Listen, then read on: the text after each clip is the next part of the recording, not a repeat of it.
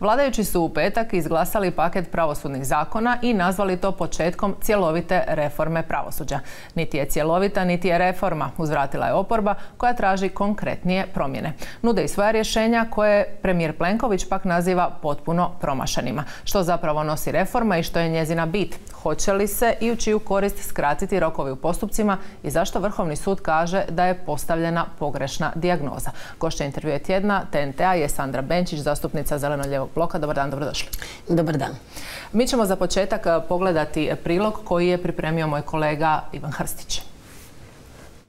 Nije istina to što kaže premijer Plenković da je Vrhovni sud protiv uvođenja rokova kojima bi se skratilo trajanje parničnih postupaka. Ili barem nije puna istina, kaže predsjednik Vrhovnog suda. Ne, nije Vrhovni sud u načelu protiv rokova. Na kraju to su samo instruktivni rokovi. Ne toliko kod ZPP, ali ZKP i Ovršni zakon su mijenjani svaki godinu i pol, unazad zadnjih 20 godina, pa onda je vjerojatno zaključak taj da to ipak si vidljivo da nije jedini uzrok. To sam...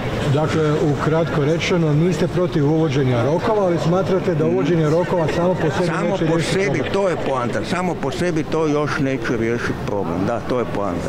U opširnom pisanom odgovoru za N1 Dobronić objašnjava da je pogrešan Plenkovićev pristup kojim sporo sustav prikazuje kao rezultat neke pogreške u nekom zakonu. Pokušaj da se samo izmjenama ZPP-a riješe ovi problemi predstavlja veliko pojednostavljivanje stvari, pogrešnu dijagnozu koja jednako kao u medicini neće dovesti do izlječenja pacijenta, poručuje Dobronić Plenkoviću. No ne mijenja se samo ZPP, tu je cijeli paket, objašnjava ministar pravosuđa.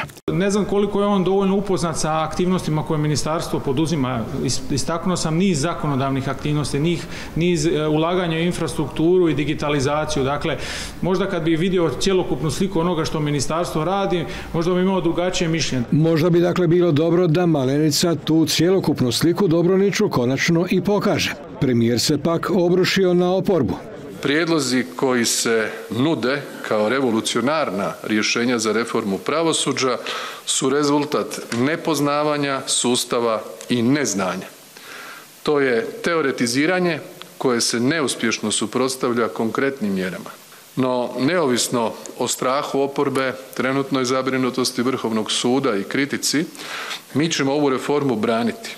Od nje nećemo odustati jer je to obaveza koju imamo prema hrvatskim građanima. S platforme ponavljaju zapravo ono isto što kaže i Dobronić. Nisu ni oni a priori protiv uvođenja rokova. I mi mislimo da su te potrebe, da su reforme u pravosuđu doista potrebne korijenite reforme, a ne kozmetičke reforme i u tom smislu i idemo sa prijedlogom.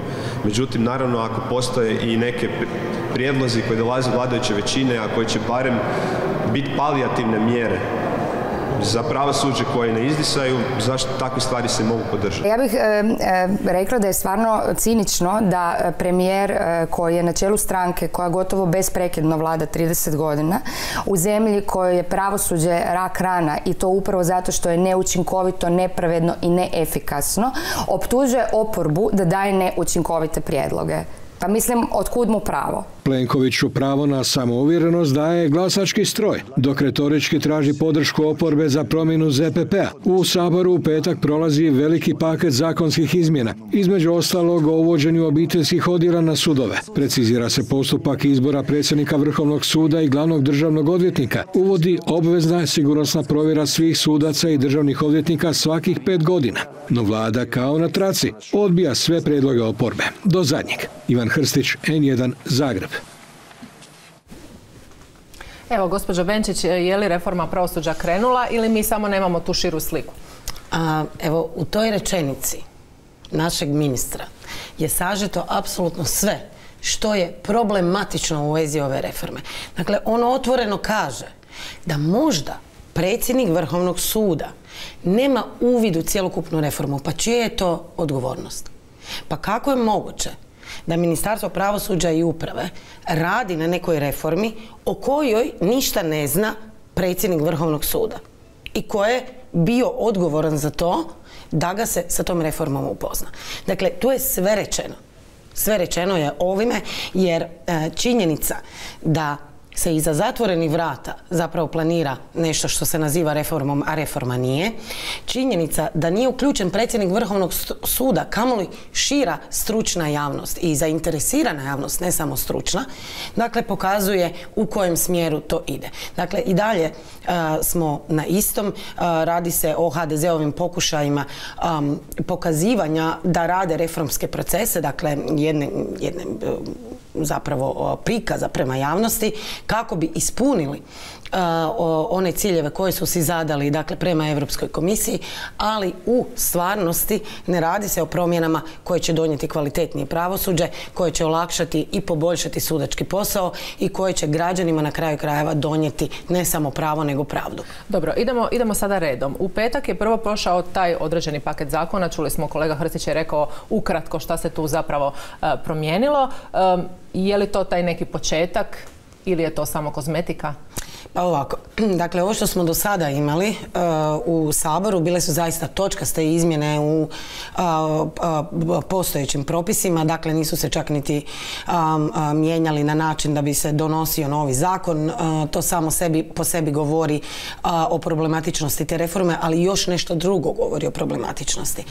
Dakle, mi smo već ušli u fazu izmjena zakona, a nacionalni plan razvoja pravosuđa je do neki dan bio na e-savjetovanju, dakle nije usvojen.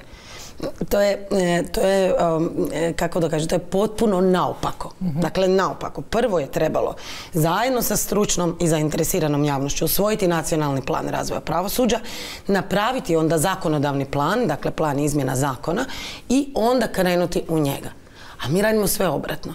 Dakle, prvo nam se nude izmjene zakona, mi ne znamo u kojem cilju, koja je vizija tog pravosuđa do 2027. A onda ćemo, kad se sve to odradi, na stol dobiti nacionalni plan. Naopaka je procedura. Tako se reforme ne rade. Dakle, kad se reforme rade u određenom sektoru, one se rade na način da se prvo postigne konsenzus oko toga što su ključni problemi. I to je sudac Dobronić jako dobro detektirao, da ne možete dati dobar lijek ako niste dobro uspostavili dijagnozu. A Plenkovićeva vlada nije dobro postavila dijagnozu jer nije uključila one koje je u postavljanje te dijagnoze trebalo uključiti. Idemo na sljedeći dio toga, ajmo to tako reći, što se događalo prošli tjedan, znači dok se čekalo u petak da se izglasa taj određeni dio izmjena zakona. Premijer Plenković sa sjednice vlade poručuje da je to ogromna i velika reforma pravosuđa, najveća od ulaska Hrvatske u Europsku uniju i stavlja naglasak na skraćenje rokova. Evo, tu dolazi onda do tog dijela gdje to dolazi u prvi plan javnosti jer se gleda kako zapravo proziva Vrhovni sud. Što se tu htjelo? Gledajte, ponovna intervencija u postupovno pravo, u ovom slučaju parnični postupak, je dokaz da se radi o prividu. Vi možete skraćivati rokove sucima koliko god želite, međutim to su instruktivni rokovi. Drugo, skraćivanje rokova za svaku vrstu postupaka, dakle propisati to zakonom, bez obzira na to o kakvom se slučaju radi, o kakvoj kompleksnosti koju vi ne možete kao zakonodavac predvidjeti jer svaki slučaj ima svoju priču, po meni zapravo nije put kojim bi trebalo ići. Po meni se čini da bi zapravo trebali zajedno sa strukom detektirati koji su to ključne točke u postupku zbog kojih postupci traju dugo. Meni se čini da je problem i u pripremi postupka, dakle da se postupci ne pripremaju dovoljno detaljno, da kad dođe do glavne rasprave, da zapravo se već tada zna sve koji se dokazi izvode, koja vještačenja se rade i tako dalje i da se ona može u jednom koncentriranom postupku izvesti, a ne da imamo slučajeve da imate jedno ročište za glavnu raspravu recimo u 3. mjesecu ove godine, pa on se sljedeće zakaže za 2. mjesec sljedeće. Dakle, to je jednostavno, mislim da u tom dijelu zapravo treba napraviti određene izmjene. Jako važne su isto stvari koje je sudac Dobronić rekao, a to je da mi moramo odteretiti sudove i to je ono što mi u svom prijedlogu navodimo, trebamo odteretiti suce od repetitivnih i administrativnih postupaka kojima su zatrpani i to prebaciti, dakle, na sudsku administraciju u velikom broju tih slučajeva, a sucima ostaviti da se bave pravom. I kada to napravimo, imat ćemo prvo manji broj slučajeva na sudovima, I manji broj slučajeva koji dolaze do samog suca. Dakle, do suca moraju doći ona pitanja koja su pravna pitanja.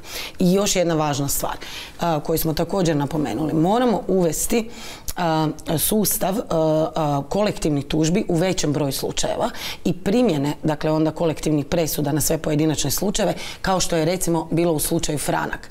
Dakle, moramo osigurati da se primjena tog instituta može šire koristiti. Jer mi zapravo u velikom dijelu backloga, znači ovoga što su zaostaci na sudovima, imamo neke postupke koji bi po svojim karakteristikama mogli ići u kolektivno rješavanje. Jedna još stvar koja radi ogroman pritisak sudovima, i to je sudac Dobranić dobro uočio i to smo također mi predložili, a to je ogroman broj slučajeva koji generira lokalna samouprava, komunalna poduzeća, država i državna poduzeća i nama se čini da je ključna stvar da se na tim razinama uspostavi alternativni sustav rješavanja sporova prije faze, dakle medijacija u postupcima, prije nego to dođe na sud. Dakle, da se pokuša mirnim rješenjem spora doći do rješenja. U masu slučajeva bi se to moglo postići i na taj način bismo imali zapravo vrlo brzo vidljivi impakt na samo pravosuđe, jer ti slučajevi ne bi tamo dolazili. Mislim da se ne bi nitko svjesno bio protiv skraćivanja nekih rokova. Svi smo svjesni da rokovi u našem pravosuđu traju predugo. Međutim, zanimljiv je ovaj moment, zato sam vas baš to tako na taj način i pitala. Evo, sad ćemo skratiti rokove i sve će doći na svoje mjesto. Vrhovni sud se tome protivi. Znači, evo vidite što se tu zapravo događa, kako oni to žele na svoju stranu. Sudac Dobronić je rekao da naravno da se tome nitko ne može protiviti, međutim da je stvar pogrešne dijagnoze.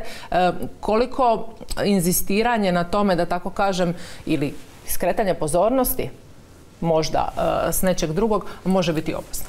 Opasno je zato što i dalje nema političke volje da se pravosuđu stvore uvjeti.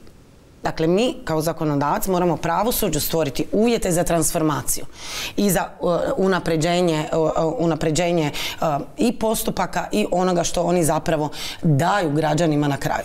Dakle, ovime se to ne radi. Mi ćemo ponovno dati neke instruktivne rokove, pa će to izgledati kao evo sad smo skratili rokove, ali to ništa ne znači.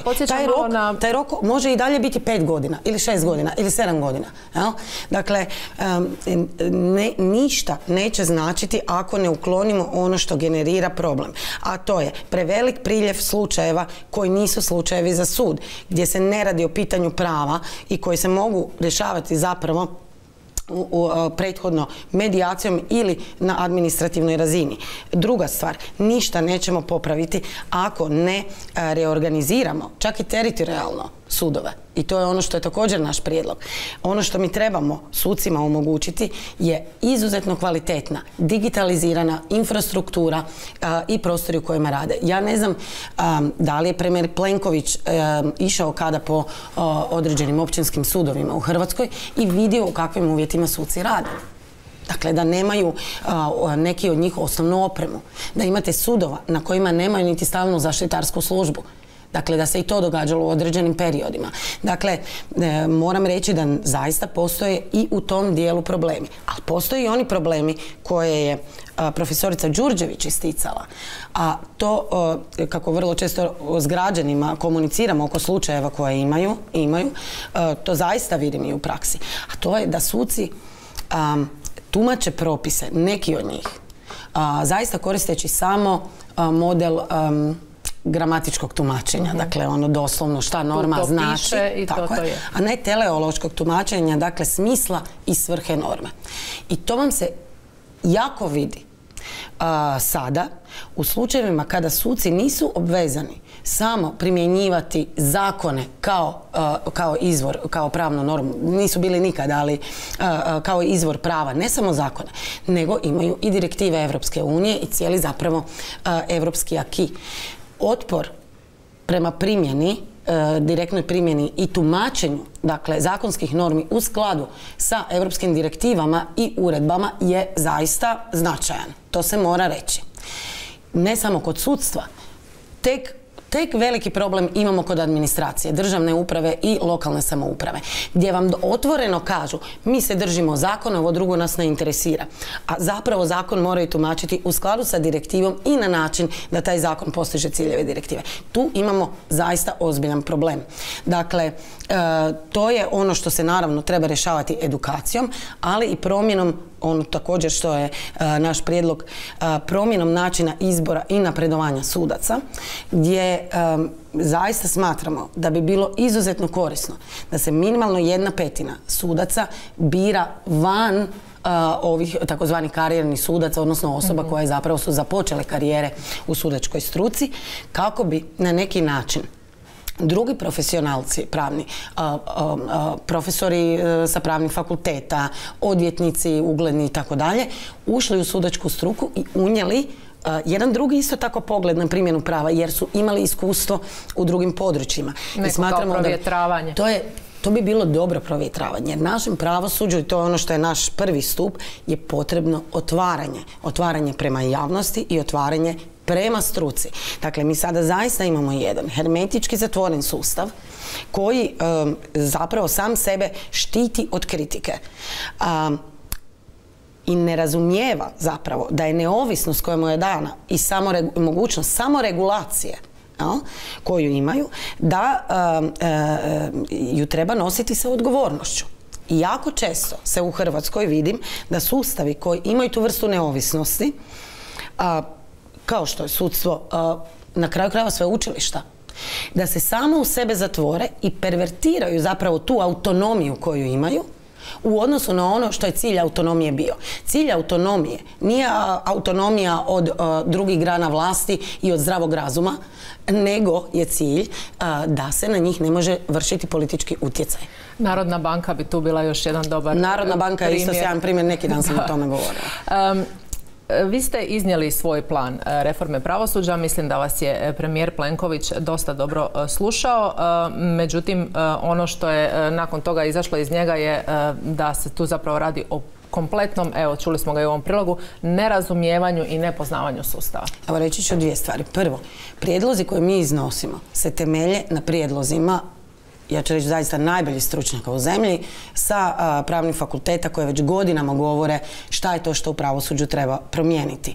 Isto tako na prijedlozima koji su iznosili najbolji kandidati, sudac Dobronić i profesorica Zlata Đurđević u svojim programima kada su se kandidirali za predsjednika Vrhovnog suda. I treća stvar, na temelju, a to naravno da Plenkovića ne zanima, na temelju onih brojnih analiza koje su plaćene iz europskih projekata da bi bile podloge za reformu pravosuđa, koje mi platimo, a onda stoje nekome u ladici. Mi ih čitamo. Mi ih recimo čitamo i na temelju toga predlažemo stvari.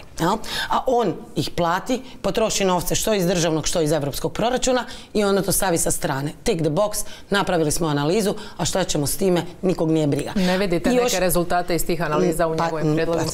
Analize služe tome da ti kao onda predlagatelj na temelju toga predložiš rješenja. Da pače i neka rješenja su tamo predložena. Samo to nikog nije briga. Dakle, on se time ne rukovodi. I druga stvar, kao zbilja važna poruka njemu. Kada bi HDZ rekao da je prijedlog koji mi dajemo dobar, ja bi ga odmah poderala i bacila. To su te mjere različite pozicije. Osvrnuo se premijer u tom mini obraćanju uoči sjednice vlade i na kazneni zakon i nasilje u obitelji, referirajući se na posljednji slučaj u Rijeci, pa je rekao da unutar zakona postoje već kazne koje se mogu propisivati da budu malo konkretnije i jače, i rekao je tu rečenicu jednu: mi smo prešli sa te deklaratorne razine na konkretnu osudu nasilja. Vidite li vi to u postupanju naših institucija i sa svim ovim brojnim slučajima koji se događaju? Pa ne vidi se naravno, zato što i dalje imamo jednak broj i jednako zapravo drastične slučajeve nasilja koji se ne sankcioniraju, gdje se žrtvi ne pruža osnovna zaštita. Dakle, žrtva još uvijek ne zna kada primjerice njen nasilnik izlazi iz zatvora. Kada nasilnik izlazi iz zatvora, kada izlazi iz pritvora, kada da mu se ukinula mjera. Žrtva o tome nije obavještena. Ako ona nije obaviještena, ona se nema mogućnosti niti samo zaštititi, a kamoli da će ju institucije zaštititi. Dakle, ne funkcionira nam ono što se zove inače protokol o postupanju u slučajevima nasilja u obitelji, a to je razmjena informacija između pravosuđa, centara za socijalnu skrb, zdravstvenih djelatnika i naravno same žrtve. To ne funkcionira. To jednostavno nikada nije zaživjelo. Mi možemo propisivati u zakonima što god, ali ako ne funkcionira sustav na terenu zaštite žrtve i direktna komunikacija sa žrtvom, mi nećemo ništa postići. Pa mi smo nedavno imali slučaj da je žena koja opetovano prijavljivala nasilje, nije bila obavještena da nasilnik izlazi iz pritvora, došao je doma i zatočio i nju i djecu u kuću. Mislim, srećom, to ovaj puta nije završilo sa, recimo, višestrukim ubojstvom. Ali moglo je. A mi ih nismo zaštitili. Znači, definitivno smo još uvijek na deklaratornoj razini. Da, problem je u tome što nije dovoljno propisati zakon. Moraju se stvoriti mehanizmi njegove primjene i mora se stvoriti razumijevanje tih propisa i kako oni trebaju funkcionirati. Dakle, mora cilj i intenciju norme mora razumjeti i sudac, mora razumjeti i djelatnik centra za socijalnu skrb, mora razumjeti svako u lancu. Šta je bio cilj? Ne ono samo što piše, nego što time želimo postići. I ako to što piše ne postiže cilj i svrhu onoga što smo mi trebali, onda to nije dobro i onda to treba mijenjati. Sada, kolika je tu zapravo mogućnost da se, ako nešto već postoji u zakonu, neko toga dohvati, zato što je premijer poručio na sjednici vlade, eto, primjenjujte to što je. Koja je to uopće mogućnost da se na takav način nešto promijeni ili treba ipak sa nekakvom konkretnom akcijom ići, sa konkretnim edukacijama da se pokaže unutar sustava koje sve mogućnosti stoje na raspolaganju? Dakle, kako funkcioniraju jednosmjerne poruke? To je zapravo u komunikaciji vrsta tih jednosmjernih poruka koje zapravo samo naređuju određeno ponašanje, ne? I to je onaj najniži stupanj komunikacije politike prema građanima. Kako to funkcionira vidjeli smo na cijepi se. Govori cijepi se, cijepi se, cijepi se, ljudi se i dalje ne cijepe. Dakle, za temeljite promjene, posebno one prema kojima postoji određeni otpor, i institucionalni otpor. Tradicijski možda. I tradicijski i tako dalje. Je potrebno raditi i na promjeni organizacijskih kultura.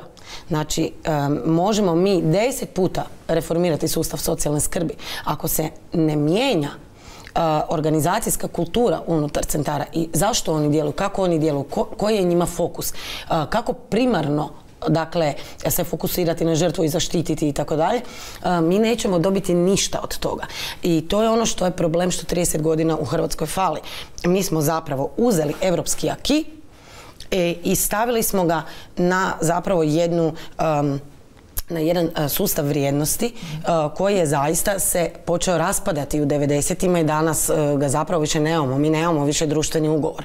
I ja sam već tada govorila da je to kao da uzmete motor od Porschea, stavite ga u fiću, neće ići. Zato jer je tada, i to smo puno naglašavali u 2000-ima, da je ključno ako želimo zaista osigurati primjenu vrijednosti, jednakosti, solidarnosti i tako dalje, što su neke vrijednosti Europske unije, da tada zapravo treba raditi na društvenoj edukaciji i na ponovnoj uspostavi društvenog ugovora. To se nikad nije napravilo i zato kod nas, čak i kad vi imate neku temeljitu reformu, ona ne zaživljuje jer ona ne pada na plodno tlo, a plodno tlo su vrijednosti i vrijednosni sustav. I to je ono na čemu treba raditi. Kada smo govorili, i to znate da i mi sad uvodimo u Zagrebu jer tu imamo mogućnost, da je građanski odgoj i obrazovanje kao ponovni sustav stvaranja nekakvih zajedničkih vrijednosti i edukacije o njima, da je to jedan od najbitnijih elemenata za izgradnju budućnosti ove zemlje. To znate da su sve političke opcije odbijale. Sada imamo to prilike uvoditi, barem u onim lokalnim sredinama gdje smo i mi i druge progresivne stranke na vlasti, i tu će se promjena vidjeti. Promjena će se vidjeti kod mladih već za nekoliko godina. U smislu kako razumijevaju svoju odgovornost, kako razumijevaju odgovornost prema zajednici, da pravo koje imaš znači određenu odgovornost prema nekome drugome. I to je ono na čemu treba raditi da bi bilo koja reforma zapravo uspjela. Ali opet s jedne strane dobar je i izgovor kada nekome poručite, ali to već u zakonu postoji. Podsjetilo me na inicijativu Ognjena Krausa da se ide u izmjene kaznenog zakona, da se uvrsti Za dom spremni. Nedavno sam imala prilike pitati premijera hoće li ga pozvati na razgovor, hoće li od toga nešto biti, pa kaže, ali to već postoji u zakonu. Pa da, on ne želi to eksplicite staviti u propise zato što bi imao problem sa dijelom svog biračkog tijela. Dakle, to je politička kalkulacija. Ali je problem i to otvoreno reći. Tako je, problem mu je i to otvoreno reći i on će izbjegavati to dokle god maksimalno može. Meni se čini da je to osnovni civilizacijski doseg, dakle da se Za dom spremni i sve ono što jesu simboli obilježja fašizma i nacizma sankcionira. Međutim, to se neće dogoditi nikad za vrijeme HDZ-ove vlade, upravo iz ovog razloga koji sam rekla. A to već postoji u zakonu. Ili to je po zakonu. To je po zakonu, to je postala omiljena uzrečica političkih elita kada ogreznu u krajnje nemoralnim i neprihvatljivim praksama. Kao što je primjerice bio slučaj sad sa HNB-om. Ne samo sa trgovanjem dionicama, nego i činjenicom da oni koji nadziru banke pri prodaji potraživanja, između ostalog građana, agencijama za naplatu potraživanja, koje su potpuno neregulirane, onda još od tih agencija se kupuju nekretnine po naravno nižoj cijeni nego što bi bila tržišna cijena. Pa dakle, to je, kako da kažem, da, to je po zakonu. A to je po zakonu zato jer oni pišu zakone na način da bi jednog dana kada ogreznu mogli reći, to je po zakonu. I zato se svaka naša inicijativa koja ide u smjeru tih izmjena, dakle izmjena i zakona o kreditnim institucijama i zakona o zaštiti potrošača koja bi onemogućila zapravo prodaju dugova potrošača agencijama za naplatu potraživanja, stopira od strane vladajućih. A reći ću vam još samo nešto. Agencije za naplatu potraživanja, to vam je industrija vrijedna 40 milijardi kuna. Potpuno, dakle, mi imamo industriju vrijednu 40 milijardi kuna koja je potpuno neregulirana. Osvrnut ćemo se sada malo i na Ovršni zakon za koji će mnogi reći da je zapravo bi trebao biti bit bilo kakve reforme pravosuđa s obzirom na situaciju koju imamo u Hrvatskoj. On je nešto malo mijenjan tijekom pandemije pa se na taj način pokušalo reći da je sad promijenjen Ovršni zakon i da će sve biti puno bolje, međutim nije puno bolje. Pogledat ćemo sada i grafiku koju imamo, a koja govori o tome što se događalo zapravo s dugovima pod ovrhama tijekom pandemije, pa vidimo kako je rastao taj dug zapravo s danom 31.1.2020. pa 2021. i onda 2022. do kada je dosegnuo 18,2 milijarde kuna i koliki je to zapravo porast, prvo nešto manji, ali onda je s 21. na 22.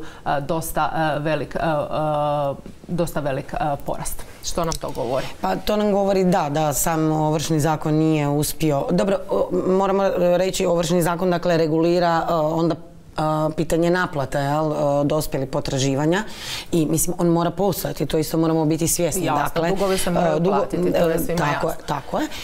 Osim naravno postoje slučajevi koji su iznimke kada jednostavno netko više nema imovine, nemoguće je naplatiti dug i u tom slučaju dakle ili ide stečaj potrošača ili ako se radi o tvrtki, stečaj tvrtke. Međutim, ono što je problem je pitanje zaštite slabije strane u tom ovršnom postupku, kao što je pitanje ko vodi postupak. Dakle, ovršni postupak, kao i svaki drugi postupak, treba biti sudski, odnosno mora postojati na njime, naravno, u cijelom tijeku sudski nadzor. I ono što se zapravo dogodilo je da smo mi outsourcali to na neki način javnim bilježnicima i tako dalje, da bi se kao postupak ubrzao i da bi bio efikasniji. Međutim, naravno, onda smo dobili rezultate takve da mnogi naši građani nemaju adekvatnu pravnu zaštitu u tim postupcima, a moraju imati i na nju imaju pravo. E sad, što se tiče ovog porasta duga, mislim, tu moramo biti svjesni da do ove situacije dolazi i zbog čitave ekonomske situacije. Naravno, mnogi ljudi neki su izgubili posao, neki nisu mogli stalno raditi, nekima je smanjena plaća i prihodi. Sad na kraju krajeva rastu troškovi života zbog inflacije i naravno da imamo sve više nenaplaćenih, a dospjelih potraživanja, posebno u strukturi kućanstava i to će vrlo lako moguće biti sve gore. U takvim slučajevima moraju postojati mjere vlade koje idu prema najranjivijim skupinama sa direktnim financijskim transferima da mitigira tu situaciju. Jer ovo za nikog nije dobro.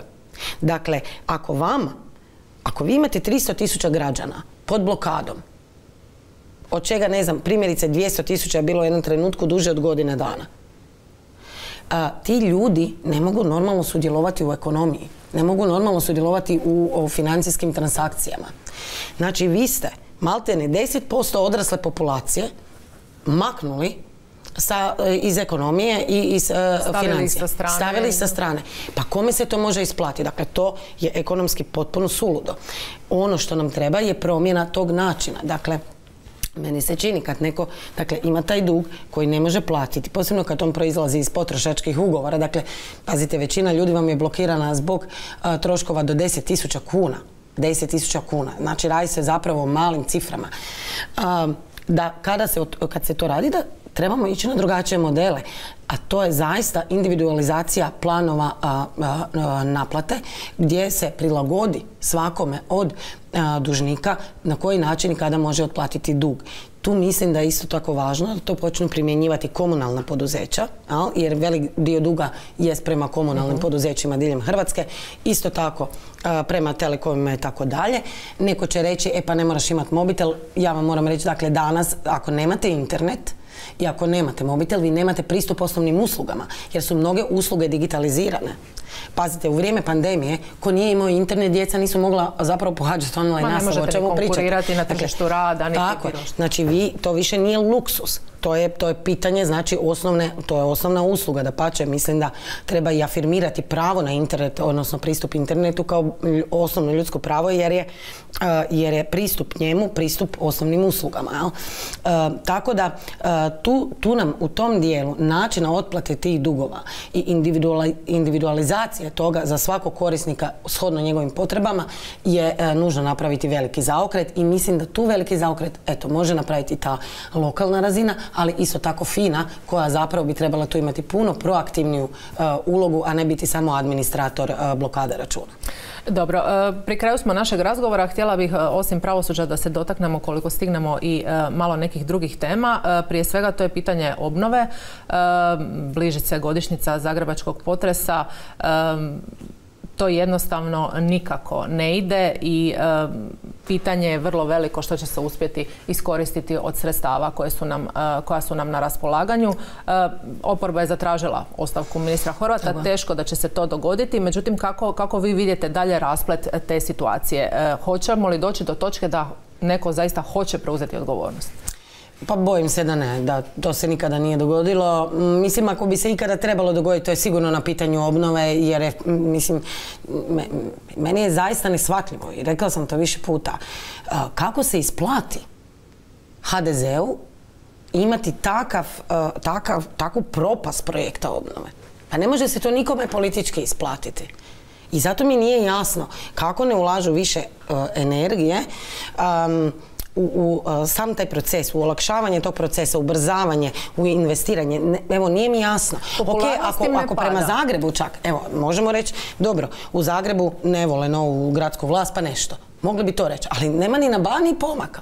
Dakle, je li to taj osjećaj sigurnosti i popularnost nam neće pasti bez obzira na sve? Možda malo tu i nekakve bahatosti, riješit ćemo to, produžit ćemo rokove, ima vremena. Ja mislim da je to sljedeće, a to je nešto što je obilježe HDZ-a već 30 godina, a to je da oni nikada ne rade stvari od kojih neće oni imati direktnu korist, odnosno one procese koji izlaze van jednog mandata.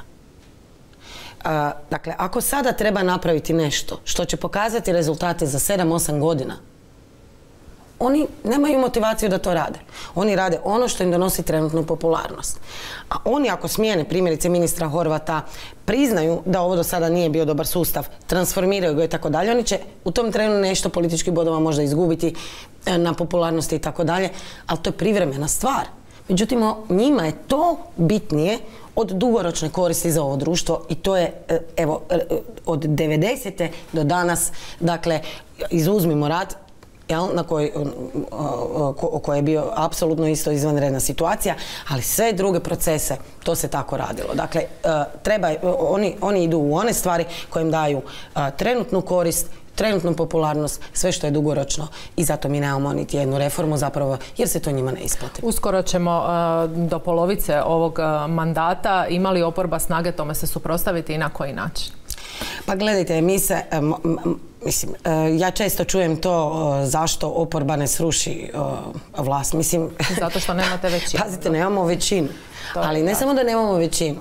Dakle, ta većina koju Plenković ima nije tanka, kako neki predmnijevaju. Kao prvo, sad ste vidjeli da su dobili pojačanje od strane gospodina Zekanovića.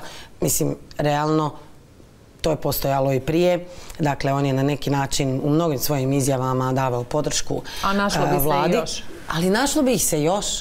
I naći će ih se još, ako treba. Jer je jednostavno, evo, cijela struktura desnice koja se raspala nakon što je ušla u Sabor, dakle na niz klubova, podložna zapravo tome da budu žetončići. Mislim, meni je žao to reći, ali i Domovinski pokret i svi ovi novi koji su nastali, više niko ne zna ni kako se zovu, ti klubovi, to je sve bazen Andreja Plenkovića. Ali 2 godine nije baš previše za nekakav sustavne planove. Što vi tu trenutno planirate s SDP-om? Demantirali se da je nešto konkretno se zarolalo, ali sigurno postoji nekakav plan kako do sljedećih izbora.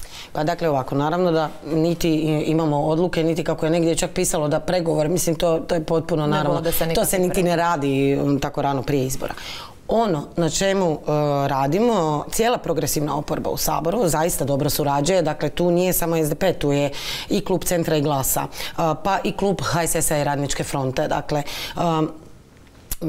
i socijaldemokrati, dakle imamo zajedničke inicijative, obavještavamo se o stvarima, razmjenjujemo informacije, dogovaramo se kada i sa čime izlazimo i mislim da tu postoji dobra suradnja i dobro razumijevanje i da mi imamo zadatak u sljedeće 2 godine pokazati šta je alternativa. Dakle, kako bi Hrvatska mogla izgledati u segmentu pravosuđa, u segmentu ekonomije, u segmentu poljoprivrede i tako dalje, kada bismo mi bili na vlasti. Kako bi izgledala naša pravosudna reforma, naša obrazovna reforma i tako dalje. Znači, to je ono što moramo komunicirati građanima. Ova dnevno politička prepucavanja koja jesu zapravo odgovor na neku medijsku logiku, jer mediji tako funkcioniraju, vole skandale jer su to clickbaitovi, ali to politički nije korisno. Dakle, mi ne dodajemo nikakvu vrijednost zapravo građanima niti zemlji i ja mislim da se moramo orijentirati upravo na to. Zato smo mi izašli i sa prijedlogom oko pravosudne reforme, izaći ćemo i sa prijedlogom nove stambene politike i tako zapravo redovito izlaziti sa tim prijedlozima kroz koji ćemo onda i organizirati rasprave i sa građanima i stručnjacima i tako dalje, da bi zapravo zajedno gradili tu alternativu bolje zemlje. I to je ključno što oporba mora raditi. Do nekih godinu dana prije izbora, 6 mjeseci, kada planirate konkretizirati? Ne, ja mislim da to moramo raditi kontinuirano. Dakle, treba zaboraviti kampanju. Svaki dan je kampanja, ako, mislim, gledate politiku kao neku odgovornost prema građanima. Treba zaboraviti ovih mjesec dana tam billboardi i takve. Mislim, to je ništa. Dakle, ono što treba postojati je kontinuirani rad svaki dan na, kažem, objašnjavanju kako bi ova zemlja ima šanse zaista biti puno bolja. Ima šanse. I isto tako je važno, naravno, da u sredinama gdje sada participiramo u vlasti i gdje generalno su neke progresivne snage, da se za 4 godine i vide ti pomaci i ti rezultati, ali i ne samo to, nego spremnost na reforme, spremnost na promjene, spremnost na transformacije sustava, jer mi moramo pokazati ljudima da čak i kad je nešto nepopularno i kad nije na prvu prihvatljivo ili čak i kad traži promjene ponašanja nas kao građana i svih građana, da je to nešto u što smo spremni ući, jer ne može nam zemlja biti bolja samo sa time da će se promijeniti nekakav politički ešalon, pa čak i ako provedemo i donesemo nove zakone, novi institucionalni okvir.